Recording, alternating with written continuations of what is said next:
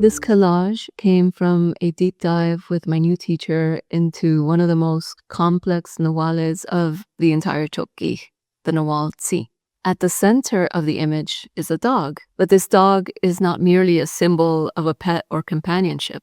In Quiche Mayan, Tz'i simply translates to dog, but beneath that simplicity lives one of the most profound teachings of the sacred calendar.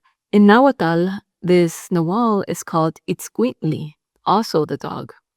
And in ancient Mexico, there was a deity in the form of a dog, Xolotl. In the mythology, Xolotl descended into the underworld, into the realm of death and bones, to retrieve the very bone from which humanity was created.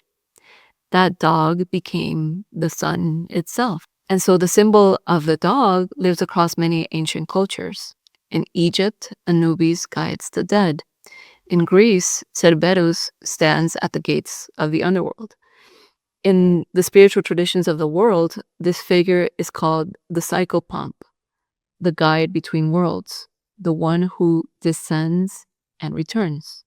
I place the dog here in this archway, nose to the ground, tracking, because that's what Tz'i does. It enters the depths, but not with fear, with loyalty. And it doesn't stop until it finds the bone. And that bone, I placed it at the crown of the arch, at the apex of this threshold. Because in this tradition, the bone is not a symbol of death. It's the mold, it's the design, the blueprint of what each of us incarnated as human beings to realize. The arch at sunset symbolizes the entrance to the interior, the sun setting. So in Yucatec Maya, this Nawal is called Ok, rooted in the word Ocol, which means to enter. Ocolquin, the sun entering, is their expression for sunset, right? And the sun doesn't die at dusk.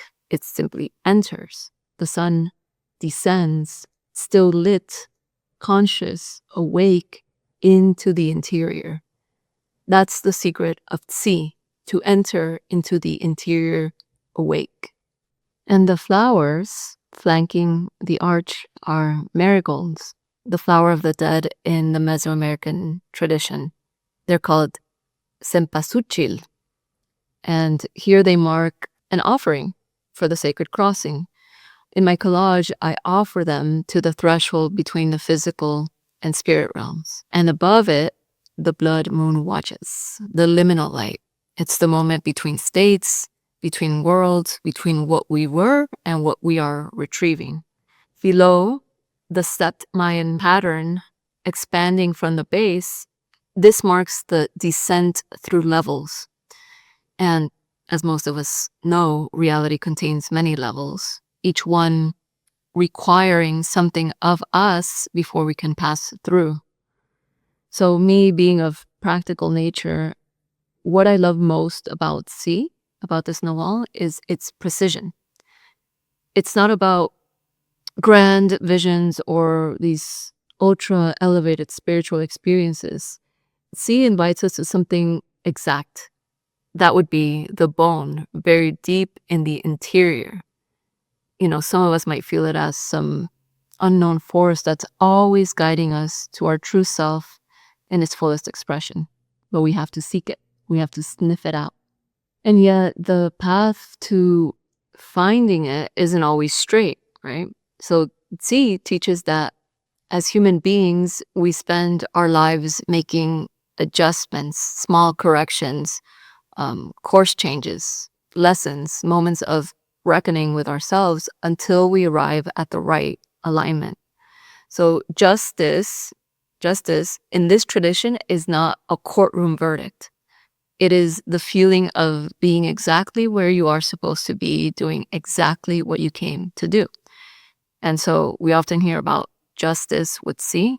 That's nobility and justice with oneself, fidelity to our bone. And that's what I wanted this image to hold, to express. It's the descent, the threshold, the retrieval, and that warm golden light on the other side, because The underworld in this tradition is not a place of darkness or fear. It is where what is most real about you wants to be found.